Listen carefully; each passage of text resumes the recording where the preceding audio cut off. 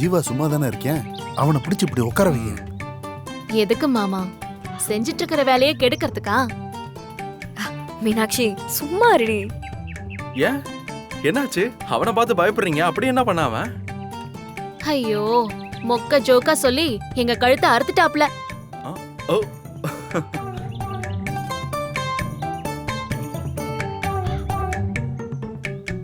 என்ன, நான் இல்லாத நேரத்துல என்ன கமெண்ட் அடிக்கிறாங்களா? ஏன் இருக்கும்போது சொல்றதுக்கு எனக்கு என்ன பயம்?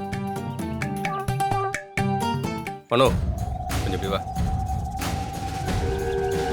ஏன் என்னாச்சு? ஓ, ஊர்ல இருக்கிறவங்க எல்லாரையும் போய் காப்பாத்திட்டு வந்தாச்சா? என் மாமாவை கூப்பிடுற? மனோ, நீ வாடா. என்னை பத்தி கம்ப்ளைண்ட் பண்றதா இருந்தா என் முன்னாடியே பண்ணலாம். தனியா ஒண்ணு பேசணும்னு இல்ல. ஏய், உன்னை பத்திலாம் ஒன்னும் இருக்காதுடி. டேய் மனோ, வான்னு சொல்றேன்ல.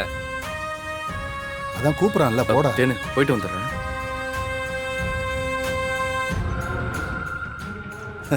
அது ஒண்ணு இருக்காதுமா, செலவு காசு இல்லாம இருந்திருக்கும், அதை கேட்க கூப்பிட்டுருப்பேன். அதுக்கு தான் இம்புட்டு பில்டப்பும். வேற என்னவா இருக்க போகுது?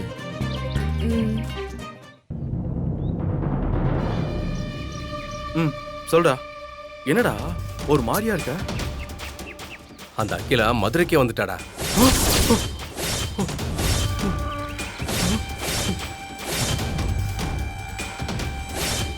டேய், என்னடா சொல்ற?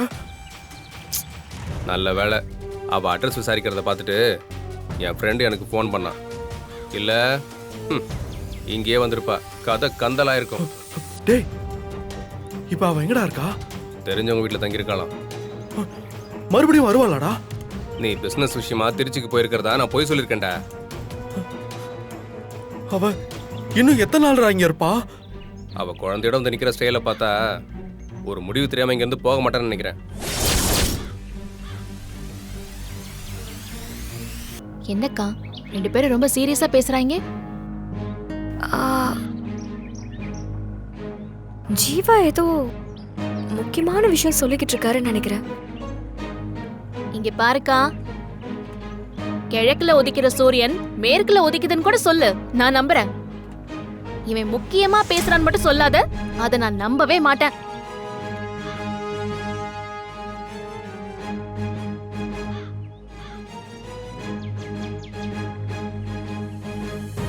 இப்ப என்னடா பண்றது?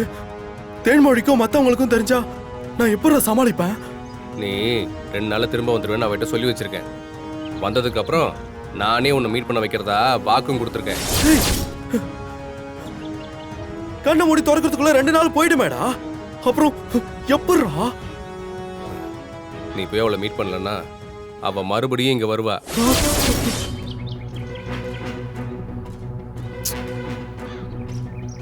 இந்த பிரச்சனையை எப்படி தீர்க்கிறதுன்னு யோசிச்சு நீ தான் ஒரு முடிவுக்கு வரணும்.